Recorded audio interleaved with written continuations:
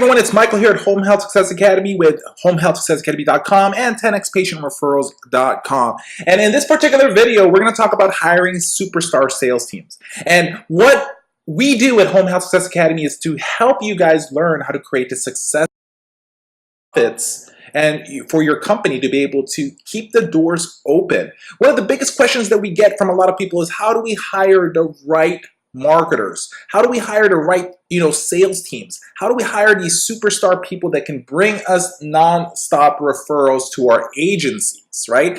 And with that being one of the best questions, I want to be able to share with you guys what hire you yourself a marketer who says that is marketing agencies and they work for this home care, that home health, that hospice company.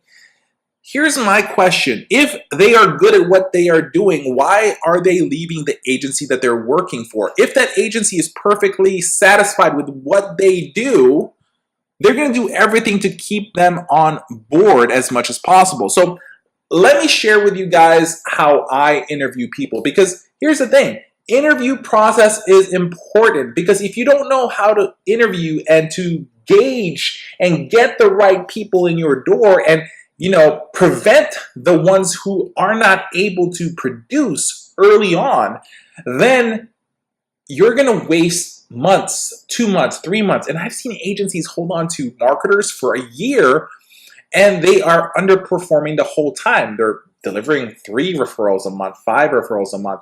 And it's not going to make sense for an agency to keep somebody who just brings the minimum every single time. Okay, so let's go ahead and get started with how the process we do and how we teach companies to interview people. So let's get started. What to look for.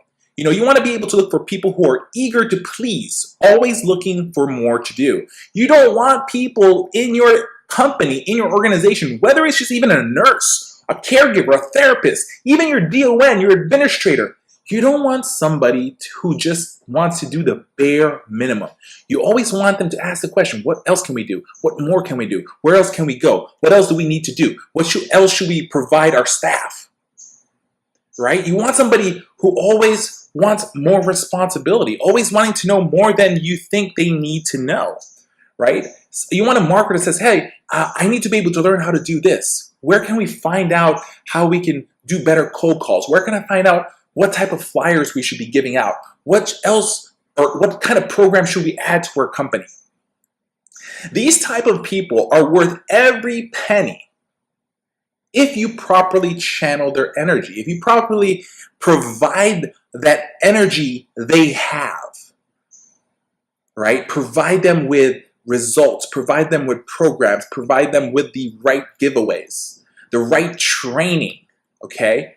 There are a lot of people out there who is perfect for this role, but they just need more training, okay? And so what I want you to do before you start hiring people is I want you to guys write down 3 initiatives that you'd love to hire someone to execute, in which the reward could be great if the person did an excellent job for you. 3 initiatives. Write down what it would mean to have a superstar in that position. Write down what you could afford to pay them if they performed. So, what would it mean for you as an organization, right? And here's just one, okay? If you have somebody that is bringing in 30 referrals a month, right? How much is that worth to your organization?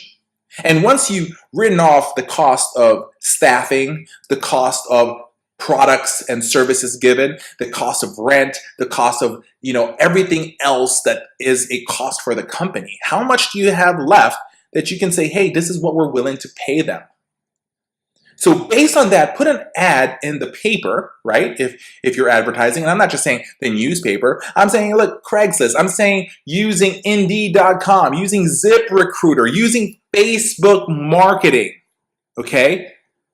Write, an ad for there using the highest possible figure as a bait. Meaning, if you feel that if they're bringing in 30 referrals, I'm going to give them this much money. This is how much you can make. A lot of agencies out there shoot down the potential marketer that's going to be good for them because they say, hey, we're going to pay you $30,000. Do you think a good marketer, a great marketer, is going to want to work for a company who's only going to give them a $30,000 job? No, you have to make sense of it. I'm going to advertise, hey, if you work for me, you can make $90,000. That's your salary. And when they come in, when they figure out, like, I'm going to make 90,000, of course you are. This is the way to be able to make that, and this is how you can actually make even more. Then I want you guys to think about what would be that personality profile you think would make someone succeed in that job. Do you think a introverted person would be good for the job? Of course not. Now, do you have people who are introverted, but when they are put out in the field, they're extroverts? Yes. But if you're gonna hire somebody who's just calm and talks normal and just wants to, chit chat just like this, and is very, the way they talk is very monotone, is that the person that you actually want to talk about your company? No, you want a sales superstar. You want somebody that's a go-getter. You want somebody that's going to be able to impress you. And if they can impress you, you can see and feel that they just should be able to impress other people to want to start referring patients to you. Okay? So let's talk about interviewing marketers. When I interview a marketer, I'm going to reject them first. Right? And later on, I'm going to show you guys a little script that we use when we're interviewing marketers, because you should have one set up, right? A superstar marketer, one of those, go-getters, A-plus people that can bring in multiple referrals, a superstar will start to question your reasoning and may even tell you that you're wrong. If somebody tells me that, when I tell them, I'm like, you know what? I don't think that you would be a qualified person for this company to be able to make the $90,000. If that person says, thank you for the opportunity, and walks away, great. I don't want you in my company. But if that person tells me, you know what, you're completely wrong. This is why I'm perfect for this job. And they go on into a selling pitch and selling themselves, bam, that's what I want. Guess what? Every time that a marketer goes into a referral source, they are going to get rejected. Rejected meaning that they don't have time to meet with them. They're already working with other agency. And so a person must be willing to handle that objection. And so the real good salespeople out there will not even pay attention to that rejection that you give them in the first place. Your interview process, the interview of someone, is a way to see if they can handle what they're going to see in the field. And you want to be able to position yourself to give them that opportunity. If they can't sell themselves to you, how else do you think they're going to sell themselves to the, that grueling world out there of trying to get referrals from physicians, from nursing homes, from hospitals, right? So let's say, for example, somebody makes a phone call asking about the position. First of all, if you're going to make a phone call asking about a position, I would prefer that you show up at my doorstep. But let's say there's that pre-screening call. Say the ad said, don't even apply unless you think you're the best. Just let you guys know, that's something we teach you guys, is when you're putting your ad out there to Indeed, ZipRecruiter, we literally put there, the ad that we're going to put out there will say, do not apply unless you think you're the best potential person for this job. So why should we interview you? That's a question I'm going to ask them. If they ask me a question, if they call me and they say, hey, I want to be able to ask about the position. I say, great. I'm glad you want to be able to ask about the position. Let me ask you this question. Why should we interview you? Why should we schedule an interview for you? You're going to test their ego. If they cannot respond to that question, if they say, you know what, forget it, goodbye, thank you so much for your time, and leave, great. You just knocked out one person that is not going to match the person that you want. Now, let's say once they start talking, say, I'm not really hearing a superstar. That's what you're going to say to them. I'm not really hearing a superstar. I'm not really hearing a person who's going to be great at marketing these services. You can say, I'm not hearing a top recruiter in this conversation right now. The good ones, the ones who are going to be a great candidate to have actually that one-on-one interview, will actually disagree with you. They'll either say, well, I think you're wrong, okay? Or they're going to say, I appreciate you would say that, but let me tell you why I am the right person for this interview. Okay, so the good ones will disagree and then tell you why they are the good ones. The ideal candidate that you want will try to qualify you just as they would a prospective client. Those are the people that you want, are the ones that's going to be able to handle those objections. And you're not giving them these objections, because you're a mean person. You're actually starting the interview process right there and then. Okay? So that's what you're doing. So step one is relax. Okay? Ask them to write down 5 questions you want to be asked in the interview. That will show your best side. Okay? So what I would do is that if they come in for their real interview, okay, the live interview, while they're waiting in the hallway for this meeting, I'm going to purposefully make my assistant, their receptionist, say, great, your interview is going to start in a few. Please, sit right there for a moment. By the way, here's a pad and paper. I want you to write down 5 questions you want to be asked in the interview. You're having them come up with the reason. This is part of marketing as well, just to let you guys know, right? So you're going to have them write the 5 questions you want them to be asked in the interview. You're letting them make that decision for you, because you can start actually saying, hey, why does this person want me to ask these questions? Step 2 is you want to probe. Explain that your company hires based on personality profile rather than background, and ask them directly, do you agree this is more pertinent? So when you have that meeting, when they're in front of you, you can ask that question. We look at personality profiles rather than the background, right? Not rather than your past experiences. Now, let me tell you guys one thing is this. A lot of agencies are, advertising that they're looking for marketers, account executives, liaisons out there who have a list of books of clients that they can potentially bring into the company, right? They don't even want to hire somebody who's non-experienced yet. They want to hire somebody who already has, contacts out in the field. That does not matter. It should not matter. That shouldn't be the reason why you want to hire a person, is because they have contacts. I have contacts everywhere. That does not mean that, I'm the person to be hired, right? Contacts does not matter. It's like, just because you have contacts, anybody can have contacts. Why? I can say, if I come into, let's say, for example, Alaska, Anchorage, for example, I have no contacts over there. I don't have any network over there, right? And I want to get a job as a marketer for an agency over there. Somebody says, do you have contacts? Yes, of course. Why do I have contacts? Easily. I can grab all the contacts out there right there and then. I can find out who's this, who's that. Those are names that I have. That does not mean I have a relationship with them, okay? Now, let's say, for example, you asked them that question, right? You ask, say, hey, do you agree that this is more pertinent that we hire on personality rather than background? If they say yes, right? When they say yes, say that you'd like to find out what shaped them and start with their childhood. Get okay first, right? Meaning that you want to be able to find out what made them and put them in the position why they want to work for your company.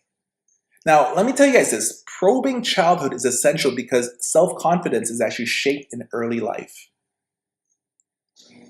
So I would want to be able to find out the whole background. That's what an interview is. Not what you have done or who you work for. It's like, what really got you in the position? What made you want to do what you want to do right now?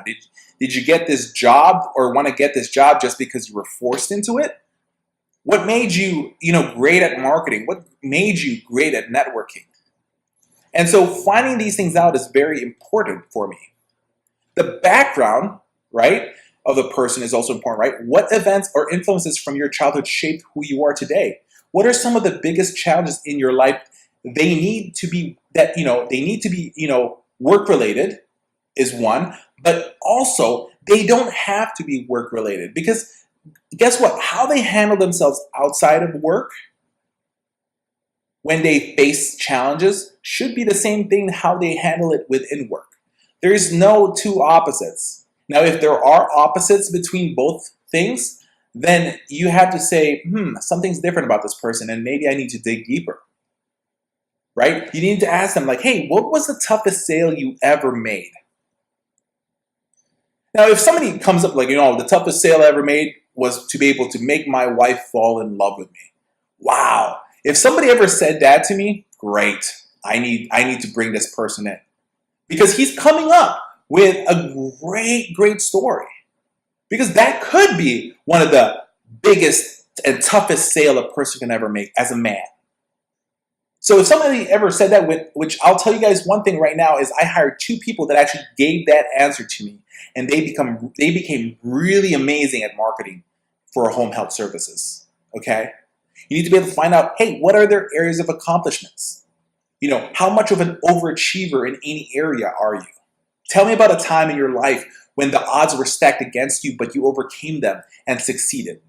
Have you guys ever asked that question to somebody in an interview? You should. Then you should ask, hey, tell me 3 or 4 things of which you are most proud of. I need to find out something about these people. That's why these things I'm sharing with you guys, you should include in your hiring process a question. Not just say, hey, tell me about your background. Tell me about why, what did you do for your last company? No, you need to probe deeper and find out the person, what makes them who they are. Okay? All right, moving on. So you need to be able to find out, look, how dedicated is this person you're dealing with? How dedicated are they to, creating self-improvement, right? If you're a nurse and when I interview nurses to work for my companies and I ask them, when's the last time that you actually took a course regarding, nursing, or took a CEU that you actually liked? And when they say, I took this, great, tell me more about that. I'm interested about that. Tell me about it. And if they can actually tell me and show me what they learned. The reason why self-improvement is important, because a person who stops with improving themselves are not going to succeed. And listen, the reason why you're watching this video right now is because you yourself is looking about self-improvement. So I want to say congratulations on that, right? You're watching this video because you're trying to learn something different. You're trying to figure out, how can I hire better salespeople out there? And that's why you're watching this video. So congratulations, because you're looking for self-improvement by doing this. When you ask this question, now you go through the resume of them. Why did you leave your last job? And guess what? If they answer with a lot of negativity about the previous job that they have, you need to then right there alone and say, hey, listen, it's not going to work out. Because if somebody's going to talk negative about somebody else, more likely they may talk negative about you in the future. One thing is that we teach people when you're trying to get a job is never talk negative about anybody. Because if they're talking about their previous company, guess what? They might even bring that along when they're marketing your services to other people and say, hey, you should work with us because that company sucks. Find out, hey, were they unhappy and why? Okay? You can bring up the question, but they cannot bring it up before you bring up the question. Then you can ask, hey, tell me about a disappointment or disagreement you've had with a boss and what happened. Why is that question important? It's not about you want to know how crazy the boss is. It's you want to be able to see, how was this person able to solve that disagreement? Name 2 weak points of previous bosses that you want to be able to be changed with the new company you work with. Name 2 instances when a supervisor criticized you, and how did you handle that? Always remember, whenever you're asking these questions, don't act negatively to anything they say. Right? If they say something like that you don't agree upon, don't say, you know what, that's wrong that you did that. No. That's not how to handle that. What you are really doing here is you're just probing their background to know more about them. Next thing is attack. Say, thank you.